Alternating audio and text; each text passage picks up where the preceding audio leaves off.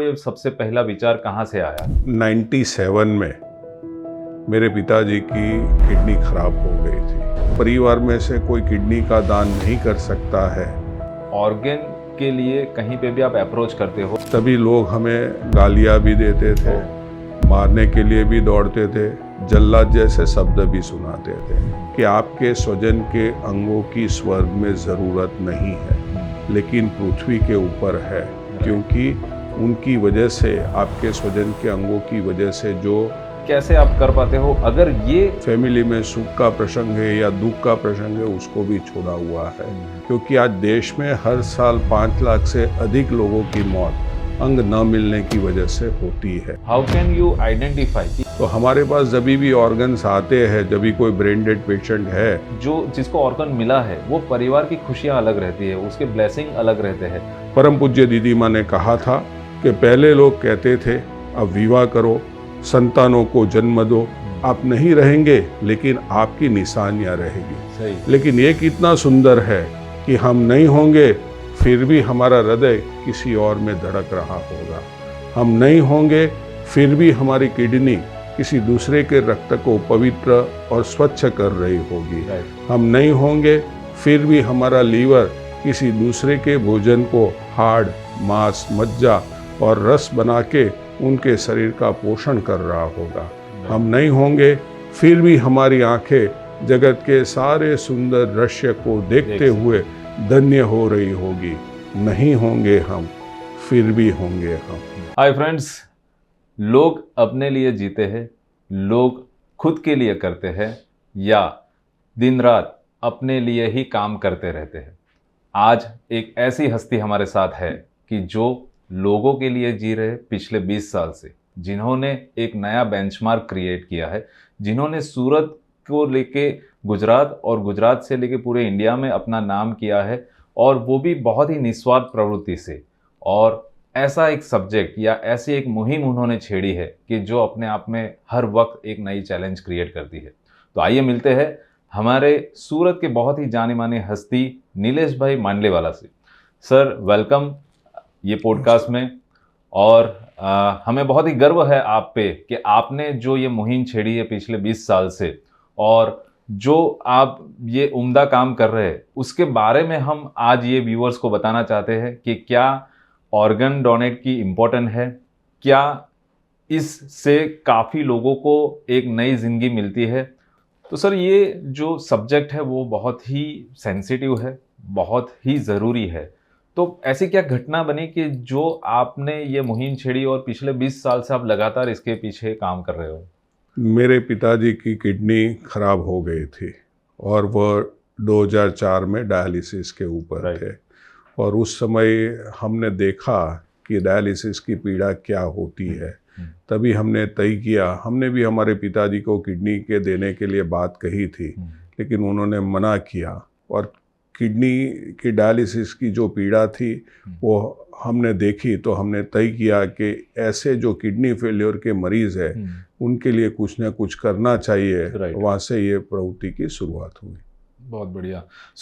ऐसा कह सकते हैं कि घर से शुरुआत हुई, या घर के एक फैमिली मेंबर का जो पेन है वो हमसे देखा नहीं जाता है, तब हमें कुछ नया क्लिक होता है और आपने ये शुरुआत की।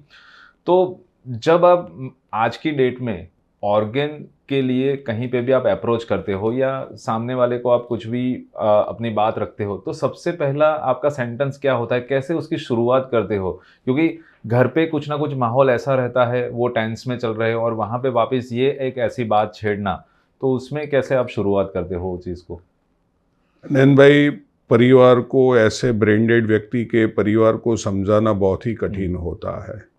मैं थोड़ा फ्लैशबैक में भी जाऊंगा।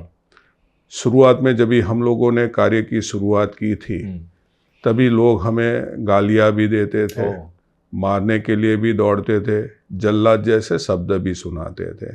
क्योंकि उनको ऐसा लगता था कि वेंटिलेटर के ऊपर जो वेंटिलेटर के माध्यम से उसको ऑक्सीजन प्रोवाइड किया जाता था, तो उसका हृदय तो धड़क रहा है। तो हृदय धड़क रहा है तो वो लोग ऐसा सोचते वो जी रहा है। तो ऐसे समय पे उसको ब्रेन डेड का कंसेप्ट समझाना वो बहुत ही कठिन काम था। लेकिन ये 20 साल की तपस्या के बाद लोग आज ब्रेन डेड के कंसेप्ट समझे हैं। जो आपने बताया कि आप कैसे उनको समझाते, काउंसलिंग बहुत बड़ा सब्जेक्ट है, लेकिन हमने एक वाक्य उनको हमेशा कहा कि आपके स्वजन के अंगों की स्वर्ग में ज़रूरत नहीं है, लेकिन पृथ्वी के ऊपर है, क्योंकि उनकी वजह से, आपके स्वजन के अंगों की वजह से जो जिसका ऑर्गन फेल है उनको नया जीवन मिलेगा। Right, great.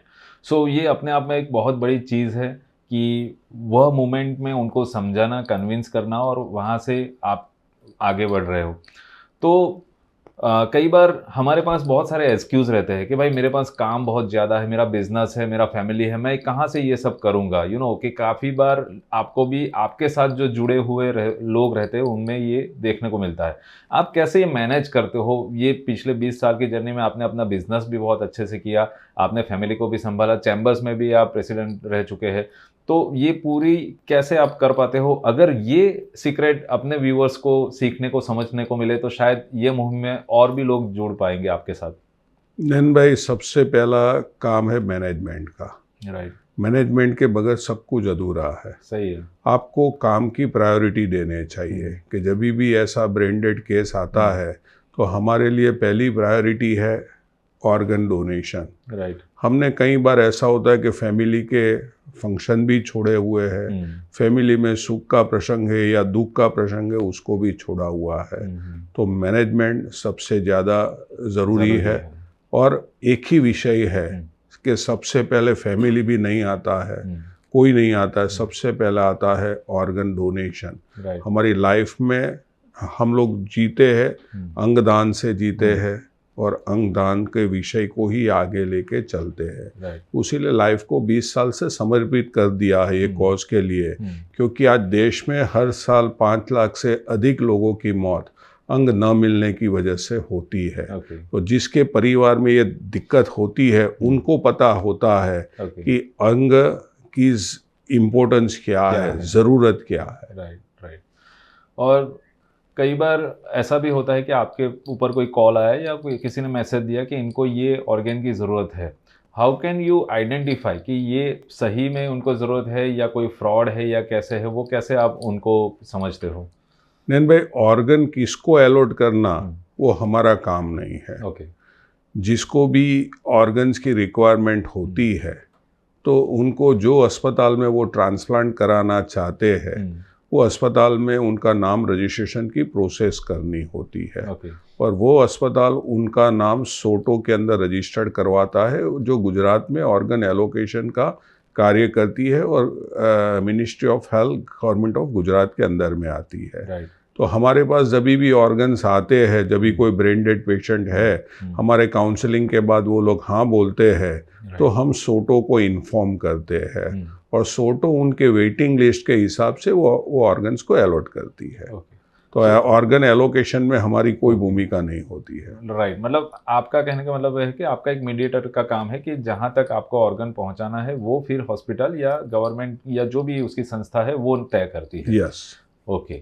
और ऐसी कोई मोमेंट, ऐसी कोई घटना अगर आपको याद आती हो कि एक बार ऑर्गन मिलने के बाद जिसको ऑर्गन मिला है वो परिवार की खुशियां अलग रहती है, उसके ब्लेसिंग अलग रहते हैं, तो कोई ऐसा किस्सा अगर आपको याद आता हो कि जिससे हमारे व्यूअर्स भी समझ सके कि इसकी क्या वैल्यू है और दूसरे परिवार को कितना उसमें खुशी मिलती है? नैन भाई, बहुत से ऐसे किस्से हैं। मैं किडनी का भी किस्सा बता सकता हूँ, लीवर का भी बता सकता हूँ, हृदय, फेफड़े और हैंड्स का अलग अलग किस्सा बता सकता हूँ। मैं पहले किडनी के से बात करूँगा। जो परिवार में किडनी की तकलीफ है उनकी पीड़ा वो ही समझ सकता है। मैं आपको 3-4 साल पहले की बात करता हूँ।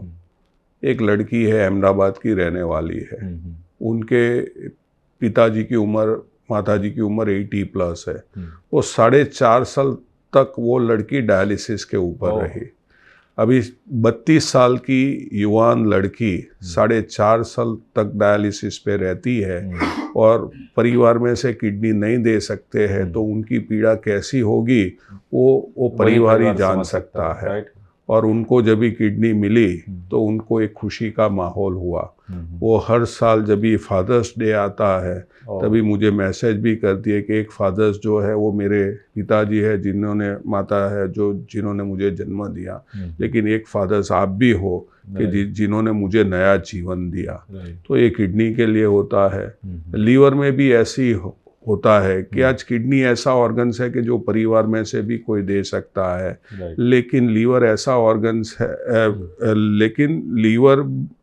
ऑर्गन्स है किडनी में तो डायलिसिस भी इलाज है, लीवर में तो ट्रांसप्लांट के अलावा कोई इलाज ही नहीं है। और जब भी उनको लीवर मिलता है तभी उनकी खुशी बहुत ही अलग होती है।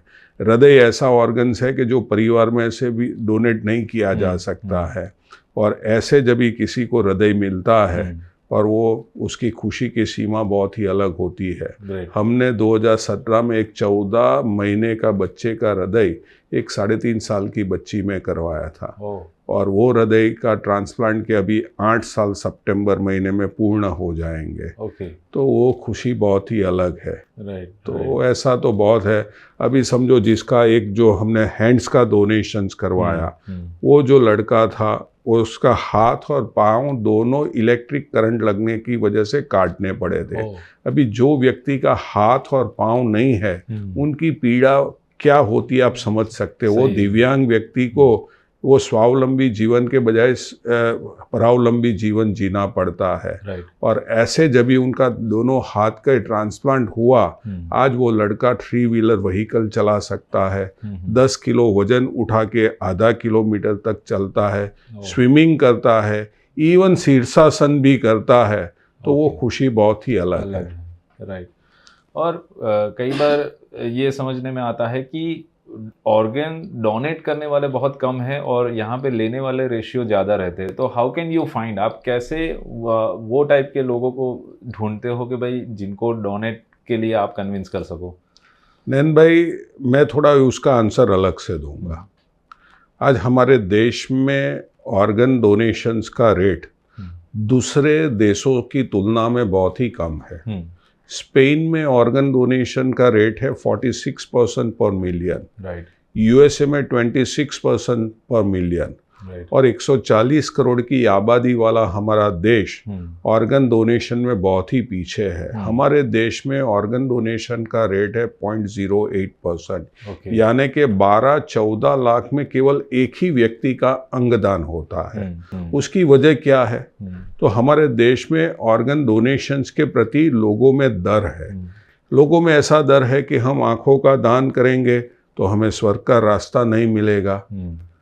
हम उसी समय उनको बताते हैं कि शरीर अजर और अमर है। जब भी व्यक्ति की मृत्यु होती है तभी आत्मा पहले चली जाती है। सही है। लोगों में ऐसा है कि हम अंगों का दान करेंगे तो बॉडी खराब हो जाएगा, डिशेप हो जाएगा, जो भी हमें धार्मिक क्रिया करनी है उसमें बाधा उत्पन्न होती है। वो सब हम लोग उनको समझाते कि ऐसा कुछ भी होता नहीं है। जैसे दूसरी सर्जरी होती है उसमें स्टिचेस लेते हैं, इसी तरह ऑर्गन डोनेशन में भी ऑर्गन प्रोक्योर करने के बाद स्टिचेस लेके परिवार को मान सम्मान के साथ ही उनका पार्थिव देह सुपुर्द किया जाता है। कोई भी धार्मिक क्रिया में कोई भी बाधा उत्पन्न नहीं होती है। दूसरा जो है, एक गैर मान्यता वर्षों से चली आती है कि हम जो शरीर लेके आए हैं वो ही शरीर लेके जाएंगे तो ही मोक्ष मिलेगा। मैं आपके माध्यम से लोगों को पूछना भी चाहता हूँ और बताना भी चाहता हूँ, आज हमारे समाज में कितनी ऐसी बहनों या माता है उनको यूट्रस की तकलीफ होती है, ब्रेस्ट कैंसर की तकलीफ होती है, तो उनका ब्रेस्ट निकाल दिया जाता है, यूट्रस निकाल दिया जाता है, शरीर तो खंडित हो ही गया है। तो क्या ऐसी माता बहनों को मोक्ष नहीं मिलता है क्या? हमारे भाइयों में गोल ब्लैडर की तकलीफ होती है, उनका गोल ब्लैडर निकाल दिया जाता है, तो ऐसे भाइयों को मोक्ष नहीं मिलता है क्या? हमारे देश में जो भी किडनी के ट्रांसप्लांट होते हैं ज़्यादातर लाइव ट्रांसप्लांट होते हैं, यानी कि परिवार में से ही एक किडनी देते हैं। एक किडनी कम हो गई, शरीर खंडित हो गया, तो क्या मोक्ष नहीं मिलता है? ये सब भ्रांतियों में से बाहर आने की ज़रूरत है। दूसरा कि लोग ऐसा मानते हैं कि धर्मों में ऐसा कहा गया है कि अंगदान नहीं करना चाहिए। कोई भी धर्मों में ऐसा नहीं कहा गया है कि अंगदान नहीं करना चाहिए। हम हमारे शास्त्रों में देखेंगे तो सबसे पहला ट्रांसप्लांट ही भगवान गणेश जी का हुआ था। और महर्षि दधीची ऋषि ने जब दानवों के साथ युद्ध करने की बारी आई थी तो अपना हड्डियों का दान किया था। तो दान का महिमा तो हमारे शास्त्रों में भी है। हमारी डोनेट लाइफ ट्रस्ट का शुभारंभ परम पूज्य दीदी माँ साध्वी रीतम्बरा जी के वरद हस्ते हुआ था। और उस समय दीदी माँ ने आशीर्वाद देते समय जो बात कही थी वो आपके साथ में शेयर करना चाहता हूँ।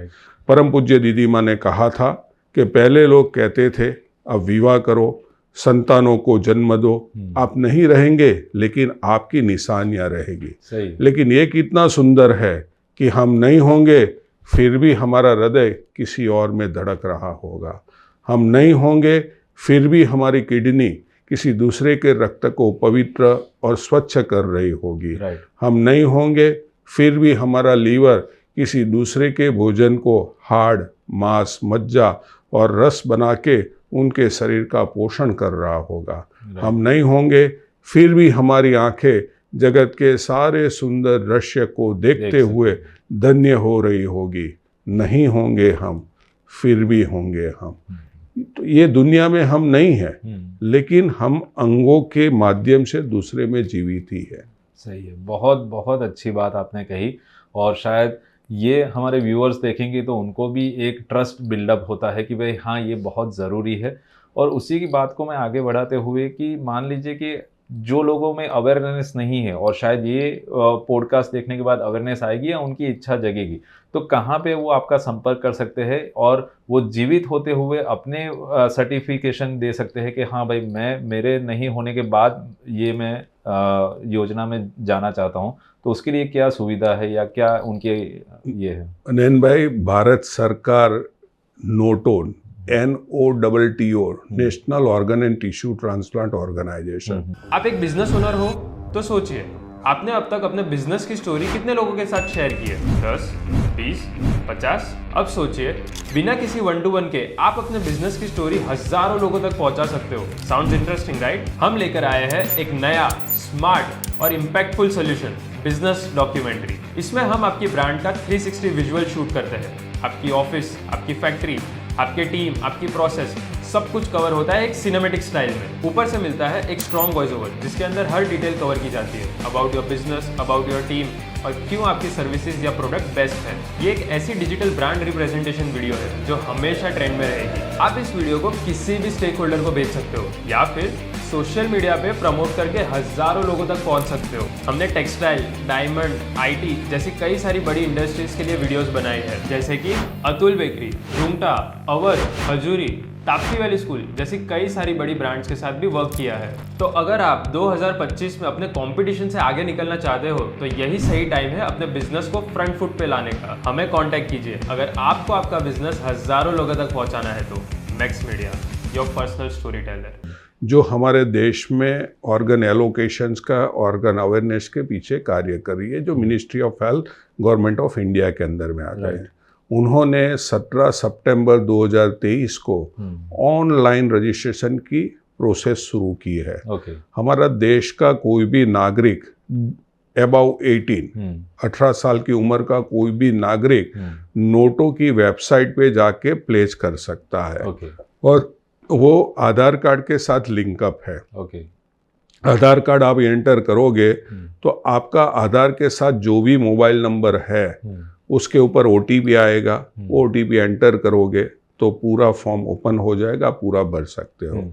लेकिन मैं आपके माध्यम से ये भी बताना चाहता हूँ कि ऑर्गन्स उसका ही डोनेट होता है जो व्यक्ति ब्रेन डेड होता है।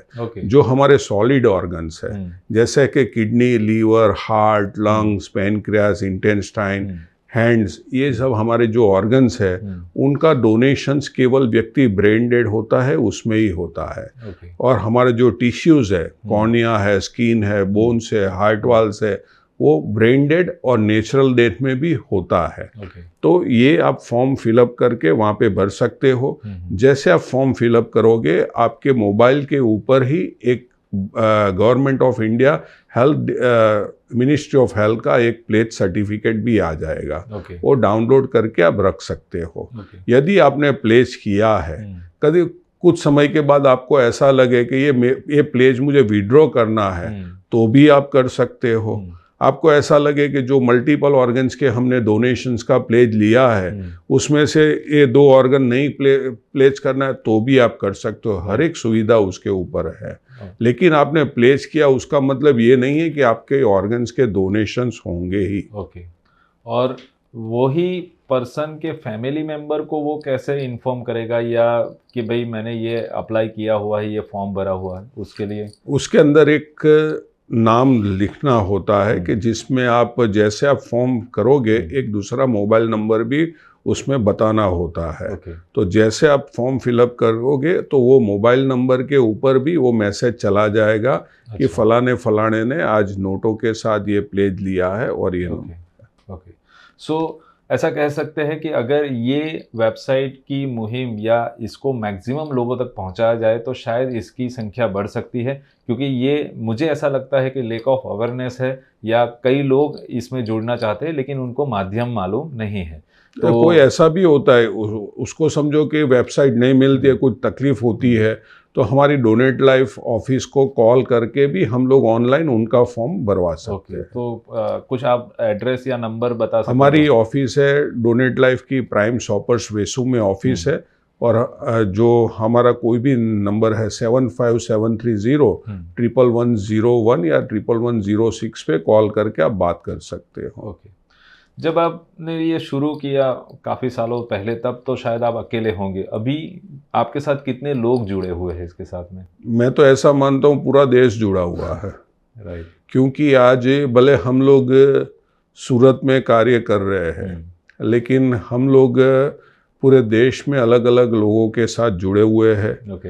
आज यूट्यूब पे जो हमारा चैनल है करीबन 6.5 करोड़ के ऊपर व्यूज़ है। ओके। तो पूरे देश में वो भी चलता है, फेसबुक है, ट्विटर है, हमारी वेबसाइट है, और पूरे देश से लोगों के रेगुलर कॉल भी आते रहते हैं। वो समझना चाहते हैं। हमारा प्रवास भी कंटिन्यूस पूरे देश में चलता रहता है, अलग अलग संस्थाओं के साथ भी प्रवास चलता रहा है। तो पूरा देश आज तो जुड़ा हुआ है। राइट।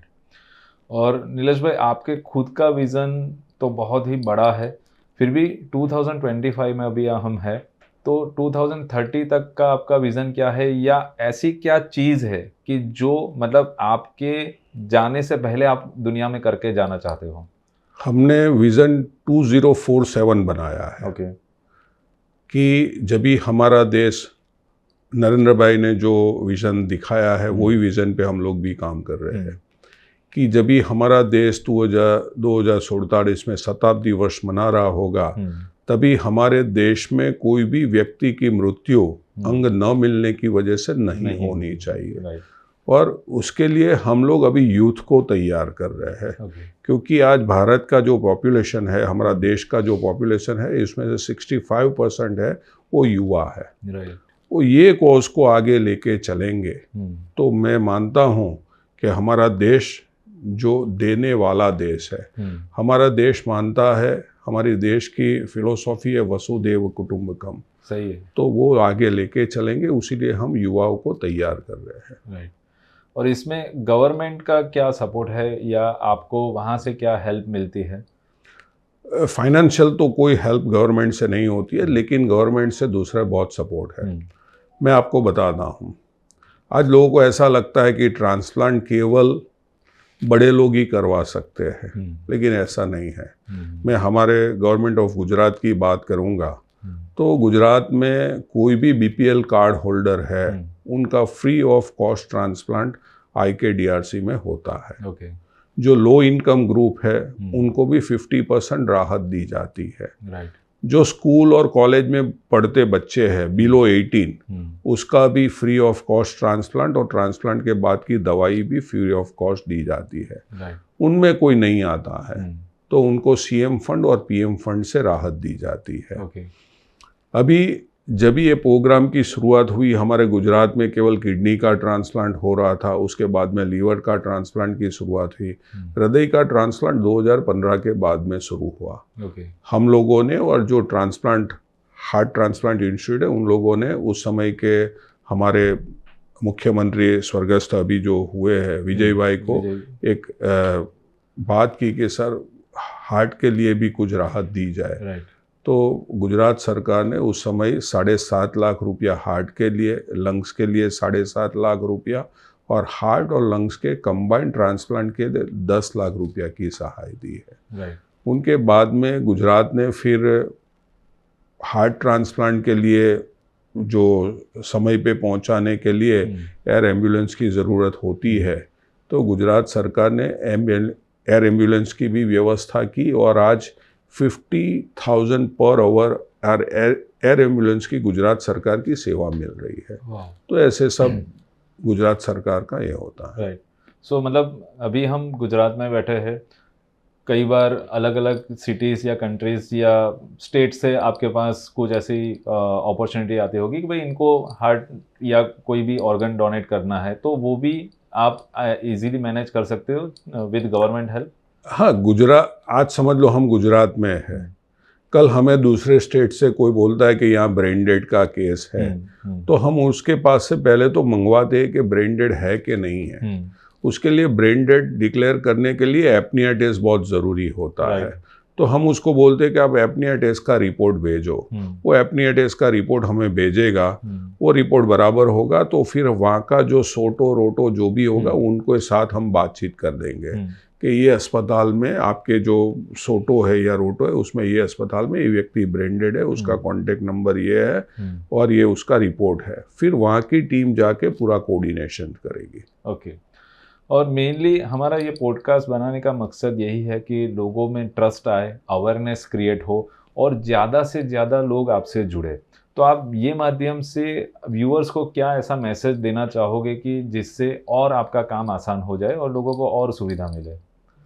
मैं व्यूअर्स को एक ही बात बताऊंगा कि जब भी हमारे परिवार में कोई स्वजन की मृत्यु होती है तो उनके शरीर के ऊपर ऑर्नामेंट्स होते हैं, वो हम निकाल लेते हैं। क्यों निकाल लेते हैं? वो कीमती है, हमारे परिवार के अन्य सदस्यों को काम में लगेंगे। दोस्तों, ये ऑर्गन्स उससे भी ज़्यादा कीमती है। ये ऑर्गन्स कोई फैक्ट्री में बनते नहीं है। राइट। उसीलिए उसे जलाए या दफनाए के बजाय हम उनके ऑर्गन्स के डोनेशंस करवाएंगे तो हमारे देश में जो हर साल लाखों लोगों की मौत समय से रंग न मिलने की वजह से हो रही है, वो उनको नया जीवन मिलेगा। और ये जो नया जीवन मिलता है वह केवल वो व्यक्ति को नहीं मिलता है लेकिन उनके पूरे परिवार को मिलता है।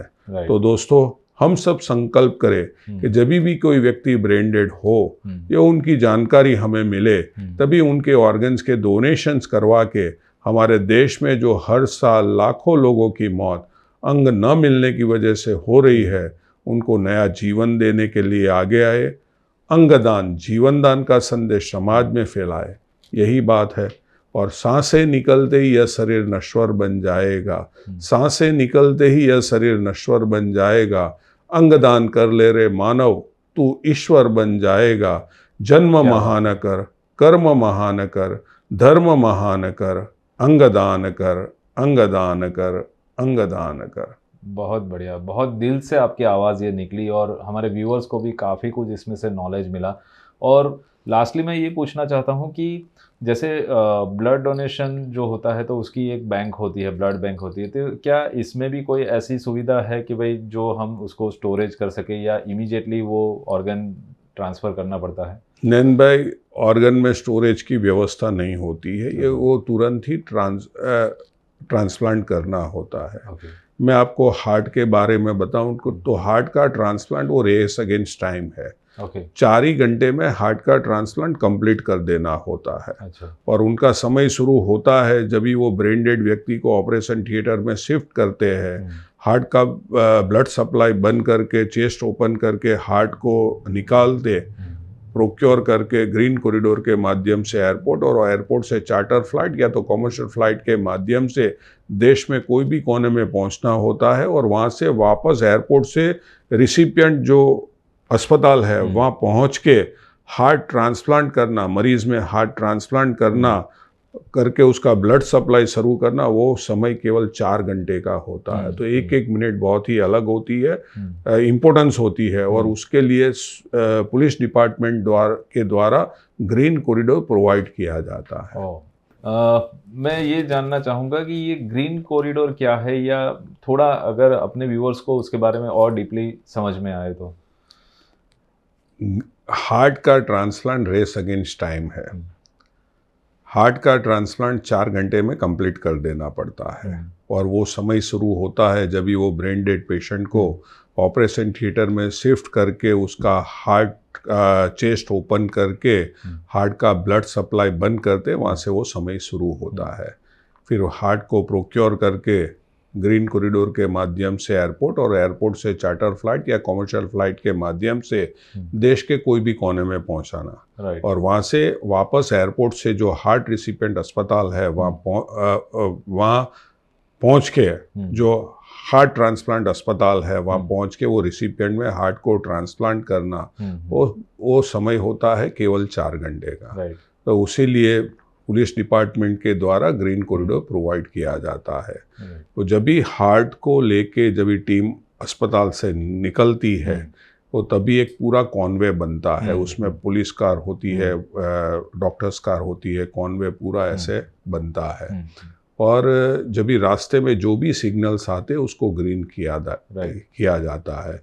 मैं आपके माध्यम से दर्शकों को ये भी बताना चाहूँगा कि सूरत शहर पुलिस ने गुजरात का पहला ग्रीन कॉरिडोर 18 दिसंबर 2015 को सूरत से बनाया था। और अभी तक सूरत शहर पुलिस ने 135 से ज़्यादा ग्रीन कॉरिडोर बनाए हैं। और उनके अलावा जो ग्रीन कॉरिडोर के लिए जो एसओपी है वो भी डोनेट लाइफ के प्रपोजल पे सूरत सिटी पुलिस ने 2016 में बनाई थी। और जैसे सूरत, गुजरात हर ऐसे क्षेत्र में आगे है, हर जगह पे वो अपनी एक अलग सी छाप छोड़ के जाता है। तो सूरत और गुजरात के अलावा और कौन सी स्टेट में ये टाइप की एक्टिविटीज़ होती है, या वहाँ से आपको कोई हेल्प मिलती हो तो? नहीं, एक्टिविटी हेल्प तो उसके अंदर ऑर्गन डोनेशन में, और कोई हेल्प इसके अंदर नहीं आती। क्या आप अपनी यादों को जिंदगी भर ताजा रखना चाहते हैं, या आपके बीते हुए हर पल को संजोए रखना चाहते हैं? चाहे आपकी खूबसूरत यादें संजोए या आपकी बिजनेस प्रोफाइल बनाएं, कुछ नया मिलेगा हर बार। मैक्स मीडिया स्टूडियो में जरूर से आएं। वन स्टॉप सॉल्यूशन यानी मैक्स मीडिया स्टूडियो।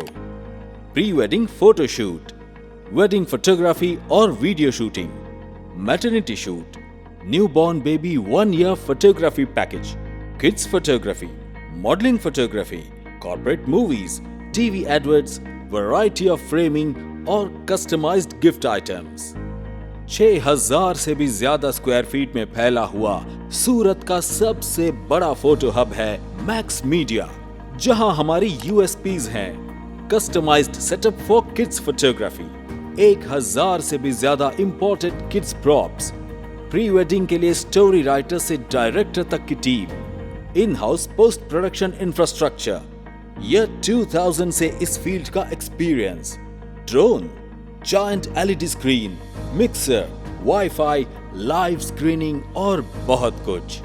हमारी कई सेलिब्रिटी इवेंट्स कवरेज में बॉलीवुड स्टार अक्षय कुमार का कवरेज भी शामिल है। आपके मंगल अवसर के लिए सिर्फ एक बार हमारी मुलाकात लीजिए। हम वादा करते हैं कि हमारी हाईली स्किल्ड प्रोफेशनल टीम आपकी मुलाकात को यादगार बना देगी। मैक्स मीडिया को ऑनलाइन देखने के लिए दी गई लिंक को विजिट करें www.maxmediawedding.com। मैक्स मीडिया है क्योंकि हमारा, लेकिन मैं ये आपके माध्यम से बताना चाहूँगा कि सूरत ने से जो ऑर्गन डोनेशंस हुए हैं उनका लाभ पूरे देश और विदेश के लोगों को हुआ है। मैं आपको बताना चाहूँगा कि सूरत का हृदय आज मुंबई में भी ट्रांसप्लांट हुआ है, इंदौर में भी हुआ है, दिल्ली में भी हुआ है, चेन्नई में भी हुआ है, और सूरत का हृदय UAE, Ukraine, Russia, Sudan, Yemen देश के नागरिकों में मुंबई और चेन्नई में भी ट्रांसप्लांट हुआ है। तो हम बोल सकते हैं कि सूरत का हृदय आज ये जो विदेश जो देश है उसमें धड़क रहा है, और इवन फेफड़े का भी ट्रांसप्लांट ये फॉरेन नेशनल्स में हुआ है। ओके, सो सबसे ज़्यादा कौन से ऐसे ऑर्गन है कि जो मतलब उसके लिए आप कोशिश करते हो या उनकी ज़रूरत ज़्यादा रहती है? हर एक ऑर्गन्स की ज़रूरियात होती है।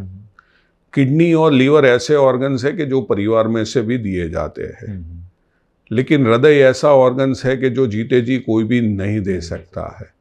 लेकिन आज हमारे देश में कितने ऐसे हृदय फेल्योर के भी मरीज है कि जिनको हृदय की ज़रूरत होती है। वो 5 स्टेप चलता है, उनकी सांसें फूल जाती है, खाने पीने पे रिस्ट्रिक्शन है, अपना जीवन बेड पे ही व्यतीत करता है। उसको हृदय कौन देगा? जीते जी तो कोई भी व्यक्ति अपना हृदय का दान नहीं कर सकता है।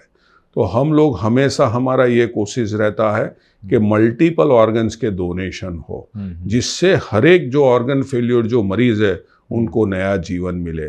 और मैंने आगे आपको हैंड्स के डोनेशंस के लिए भी बताया कि आज हमारे देश में कितने ऐसे लोग हैं, कितने ऐसे हमारे देश के जवान हैं, वो जो देश की सुरक्षा के लिए लड़ते लड़ते बॉम्ब ब्लास्ट में अपने दोनों हाथ गंवा बैठते हैं। हमारे देश में कितने ऐसे लोग हैं कि जो अकस्मात में अपने दोनों हाथ गंवा बैठते हैं। उनको नया जीवन कैसे मिलेगा? उनको क्वालिटी लाइफ कैसे मिलेगी?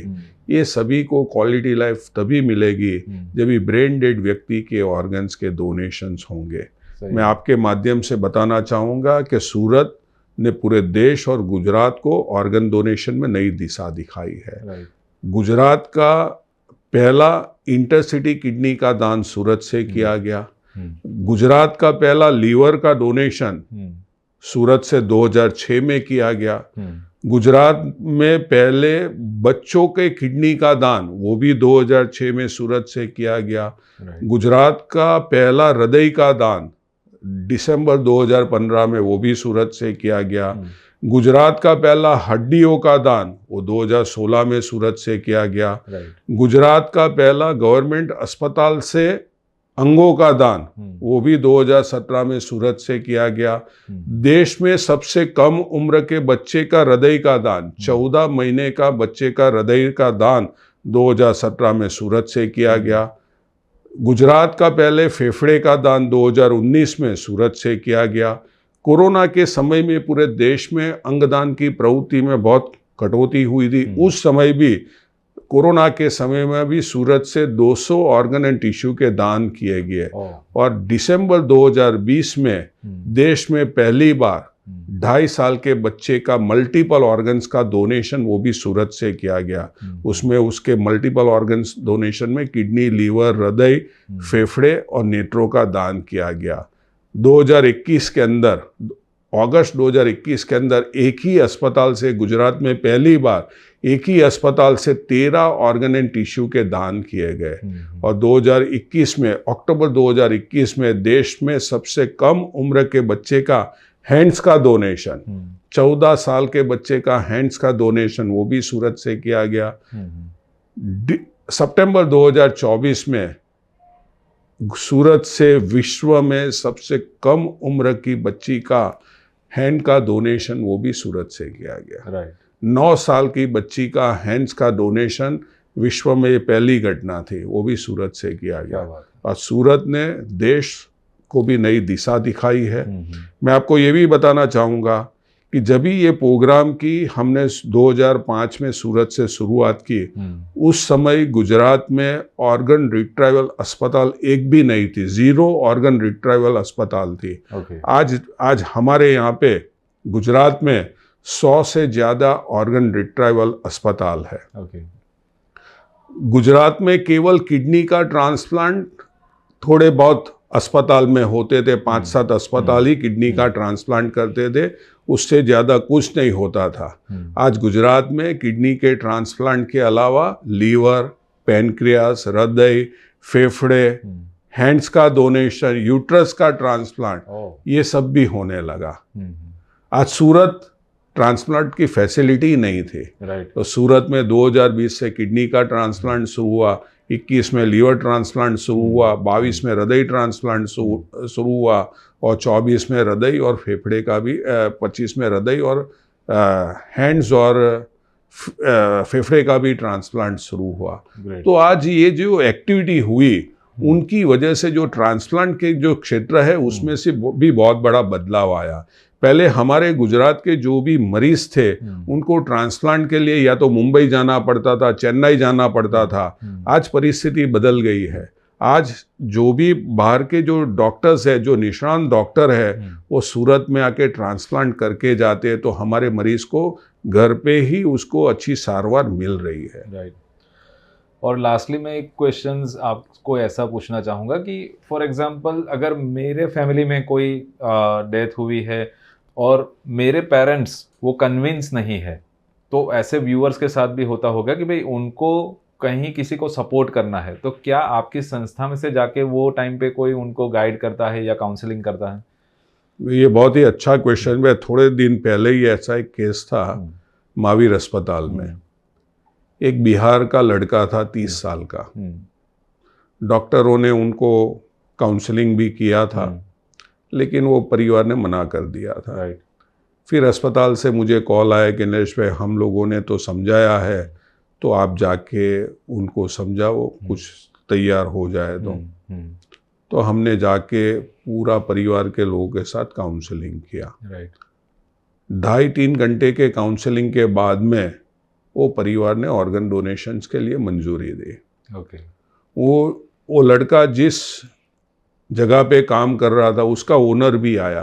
ओके। उन्होंने बोला, नीलेश भाई आपने उनको कैसे समझाया? हम लोगों ने समझाया था, उन्होंने मना कर दिया, वो आपने कैसे समझाया? तो मैंने उनको पूछा कि आपने ऑर्गन डोनेशंस के बारे में कितने काउंसलिंग किए? तो बोला ये तो हमारा पहला ही था। तो बोला हम लोग 20 साल से यही काम में लगे हुए हैं। राइट। और ये काम ऐसा नहीं है कि सिर्फ ऑर्गन डोनेशन करवाना। नैन भाई, हम लोग उनका, ये जो भी लोग हैं वो हमारे डोनेट लाइफ के परिवार के सदस्य हैं। आज 20 साल पहले भी जो परिवार ने अंगदान किया था वो भी आज हमारे साथ जुड़ा हुआ है। केवल इतना नहीं होता है, हम ऑर्गन डोनेशंस के बाद में उनको एक पूरा रिस्पेक्ट भी देते हैं। मैं आपके माध्यम से लोगों को बताना भी चाहूँगा कि जो भी परिवार ऑर्गन डोनेशंस के लिए राजी होता है तो हम लोग पहले तो प्रेयर करवाते हैं आईसीयू के अंदर। उनके बाद में वो जो व्यक्ति है उनको बाहर एक सैल्यूट दी जाती है। हमें देख के बहुत लोग ऐसा करते हैं, वो हमारे जो वीडियोस बाहर जाते हैं लोग सैल्यूट करवाते हैं, लेकिन सैल्यूट का भाव क्या है वो लोगों को पता नहीं होता है। हम हमेशा बोलते कि सैल्यूट क्यों करवाया जाता है। हम उनको बताते हैं कि जैसे सरहद पे जवान अपनी देश की सुरक्षा के लिए लड़ते लड़ते शहीद हो जाता है और हम उनको सलामी दे के सम्मानित करते हैं। आपके परिवार का आपका सदस्य ब्रेंडेड हुआ, आपने अंगदान का निर्णय किया, तो उनकी वजह से 5 से 8 व्यक्ति को नया जीवन मिलने की संभावना खड़ी हुई है। और ये जो नया जीवन मिलता है वह केवल 5 से 8 व्यक्ति को नहीं मिलता, लेकिन 5 से 8 परिवार को नया जीवन मिलता है। ये भाव के साथ उनको सलामी दी जाती है। परिवार रोता है कि नीलेश भाई आप किस लेवल पे सोच के हमें सम्मानित करते हैं। वो इतना नहीं होता है। उनके बाद में यदि वो सूरत का नहीं बाहर का रहने वाला है तो उनको पार्थिव देह को उनके राज्य तक भेजने की निःशुल्क व्यवस्था हम लोग करवाते हैं। उसमें कार्गो में भेजना होता है, परिवार को साथ में भेजना होता है, वो पूरी व्यवस्था हम लोग निःशुल्क करते हैं। और वहाँ से वो एयरपोर्ट से भी उसके घर तक भेजने की भी वहाँ से पूरी व्यवस्था होती है। उनके बाद में उसके घर पे जाना, उसको प्रशस्ति पत्र देना, उनको सम्मान करना। गवर्नमेंट ऑफ इंडिया की माई स्टैम्प योजना है, उसमें वो फोटो वाली स्टैम्प, उसकी जो मरने वाला है उसके फोटो वाली स्टैम्प बना के देते हैं। और जब ये प्रेयर सब होता है तो उसको एक ऑनर देने के लिए हमने एक ब्लैंकेट बनाया है। वो ब्लैंकेट के ऊपर ट्रिब्यूट टू ऑर्गन डोनर ऐसा करके एक वाइट ब्लैंकेट उसके ऊपर चढ़ाया जाता है, जैसे उसको एक अलग से सम्मान मिलता है। वो इतना नहीं, फिर उनको परिवार, कोई सामान्य परिवार से है तो उनके बच्चों की शिक्षा की जिम्मेवारी भी हमारी संस्था डोनेट लाइफ लेती है। कई बार ऐसा होता है सामान्य परिवार का है, आदमी चला गया, बच्चे पढ़ते हैं तो पढ़ेंगे कैसे? क्या तो उठा लेंगे क्योंकि पैसा नहीं है, सही है, उठा लेंगे। तो हम लोग ऐसे बच्चों को भी हम लोग पढ़ाते हैं। तो ये सब कार्य हमारा रहता है और उसके वजह से आज प्रोग्राम ये लेवल पे भी पहुंचा है। बहुत बढ़िया, बहुत बढ़िया। और इसके साथ में जुड़ा हुआ ये क्वेश्चन मुझे ध्यान में आ रहा है कि ये पूरा जो आपने घटना बताई या जो भी आप ये कार्य कर रहे हो, उसके पीछे कहीं न कहीं बहुत सारे एक्सपेंसेस होते हैं, बहुत सारे ऐसी चीज़ों में आपको खुद को इन्वॉल्व करना पड़ता है। तो क्या आप अपने व्यूअर्स को बताना चाहते हो कि अगर फाइनेंशियली भी आपको कोई डोनेट करना चाहिए, आपकी संस्था को डोनेट करना चाहे, तो क्या उसका माध्यम है या कैसे वो आपको हेल्प कर सकते हैं? हमारी संस्था का ATG सर्टिफिकेट है इनकम टैक्स का, तो कोई भी व्यक्ति डोनेशंस हमारे वेबसाइट पे जाके भी कर सकता है, या तो हमें कॉल करके भी, तो हमारा बैंक अकाउंट नंबर उसको दिया जाएगा, तो वहाँ डायरेक्ट ये कर सकते हैं। और हम लोग CSR भी एक्टिविटी में हमारा ये आता है, तो CSR में भी वो लोग डोनेट कर सकते हो। Right, right. नीलेश भाई, आज की दुनिया में इंसान इतना स्वार्थी हो गया है कि अगर हम किसी का अच्छा करें फिर भी वो एक्सेप्ट नहीं करता है कि हाँ सही में ये मेरा अच्छा करना चाहता है, उसका पीछे कोई स्वार्थ छुपा ही होगा। ऐसे लोगों की एक सोच हो गई है। तो काफ़ी सारे, मुझे ऐसा लगता है कि ये प्रवृत्ति में आप पे भी एलिगेशन लगे होंगे, या आज की डेट में भी लोगों की निगाहें अलग होगी कि ये बंदा इतने सालों से क्यों इसमें, कुछ तो इसका उसमें स्वार्थ होगा। तो ये सब थॉट्स या ऐसे क्वेश्चनरी आप पे अगर एलिगेशन होते तो क्या आपके रिएक्शन होंगे? नैन भाई, बहुत से एलिगेशंस तो बहुत से होते हैं। एक दिन एक व्यक्ति का कॉल आया, 2015-16 की मैं बात करता हूँ। उन्होंने मुझे मिलने के लिए बुलाया। नीलेश भाई, मैं आपसे मिलना चाहता हूँ। मैं मिलने के लिए गया, तो उन्होंने बोला कि हम लोग आपके पीछे पिछले कई सालों से लगे हुए हैं और आपके सब चिट्ठे हमने इकट्ठा कर दिए हैं। तो मैंने उनको बोला कि मुझे यही बुलाया ही क्यों? जो चिट्ठा आपने इकट्ठा किया है वो जाहिर कर दो, ओपन कर दो। राइट। और मेरी रेपुटेशन को नीचे ला लो। मुझे बुलाने की कोई ज़रूरत नहीं है। नहीं नहीं नहीं नहीं, हम लोग तो ईमानदार लोग हैं, हम नीति में मानते हैं। अच्छा। बोला नीति में मानते हैं या अनीति में मानते हो, मुझे बुलाने की कोई ज़रूरत नहीं है। बोला कि नहीं, आपको जो मिलता है ना उसमें से 50% हमें चाहिए। तो मैंने बोला भैया तू गलत जगह पे आया हुआ है। राइट। मैंने बोला मैं तुझे 50 नहीं 100% दे दूंगा, लेकिन तू ले सकता है तो ले ले 100%। राइट। बोला नहीं नीलेश भाई, हम लोग नीति में मानते हैं, हमें 50% चाहिए, 50% आप रखो। मैंने बोला कि मैं तुझे 100% देना चाहता हूँ। राइट। लेकिन तू ले सकता है तो ले ले। राइट। बोला क्या मिलता है? तो मैंने उनको बोला कि यहाँ जहाँ हम लोग बैठे हैं ना, उसके पास में ही डायलिसिस चलता है अस्पताल के अंदर। वहाँ डायलिसिस सेंटर पे जाके जो डायलिसिस के मरीज है उनकी पीड़ा को जाके देखो। उनके परिवार की क्या पीड़ा होती है वो पीड़ा को आप देखो, समझो और जानो। और जब भी उनको हमारे माध्यम से किडनी का डोनेशंस होता है और उनमें ट्रांसप्लांट होता है और उनके चेहरे पे जो खुशी आती है, उनके परिवार के चेहरे पे जो खुशी आती है, वो खुशी तुम ले सकते हो तो ये 100% वो खुशी ले लो। राइट। हमें जो मिलता है वो खुशी हमें मिलती है। सही है। खुशी दूसरे को नया जीवन देने की खुशी मिलती है। मैंने उनको बोला पैसों से क्या खरीदा जा सकता है? पैसों से भौतिक चीज वस्तुओं को आप खरीद सकते हो। राइट। आप गाड़ी, बंगला, मोटर सब कुछ खरीद सकते हो, लेकिन पैसे से सुख, शांति, प्रेम खरीदा जा सकता है? वो आदमी चुप हो गया। बोला हमने जो पाया है, हमने जो लोगों का सुख पाया है, लोगों की शांति पाया, लोगों का प्रेम पाया है, ये सब चीज 20 साल में हमने जिया है। सही है। तो ये बात है। राइट। और जैसे कि आपने बताया था कि ये मुहिम की शुरुआत आपने की थी कि आपके फादर को कुछ ऐसे डिसीज आए या कुछ ऐसी चैलेंज आए, वहाँ से आपको एक अंदर से सोच आई कि हाँ मुझे ये करना है। तो मेरा क्वेश्चन ये है कि क्या आपके फादर को वो ऑर्गन आप दिला पाए थे वो टाइम पे? नैन भाई, बहुत ही अच्छा क्वेश्चन है। मेरे फादर ने हमें ऐसी सीख दी कि स्व के लिए नहीं जीने का, सर्व के लिए जीने का। राइट। जब भी मैंने मेरे फादर को एक दिन बात की कि मैं आपका नाम रजिस्टर्ड नहीं करवा रहा हूँ, क्योंकि कितने ऐसे लोग हैं कि जो डायलिसिस पे जी रहे हैं। राइट। तो मेरे फादर ने मुझे बताया कि तू जो सोच रहा है वो सही है। मैंने तो मेरा जीवन जी लिया है। राइट। लेकिन मेरे साथ ये जो छोटी उम्र के, कम उम्र के लोग जो डायलिसिस करवा रहे हैं, एक किडनी मुझे मिले उससे अच्छा है उन लोगों को मिले, वो ज़्यादा ज़रूरी है। राइट। मैं आपको बताना चाहूँगा कि 2004 से मेरे फादर का डायलिसिस शुरू हुआ और 6 सितंबर 2011 को मेरे फादर का देहांत हुआ। वहाँ तक 750 से ज़्यादा डायलिसिस मेरे पिताजी के हुए, लेकिन हमने कभी भी उनका नाम रजिस्टर्ड नहीं करवाया या कभी भी ऐसी डिमांड नहीं की कि जो ये कार्य हम लोग कर रहे हैं उनमें से एक किडनी मेरे फादर को दी जाए। तो ये निस्वार्थ भाव से ये काम को आगे लेके चले हैं।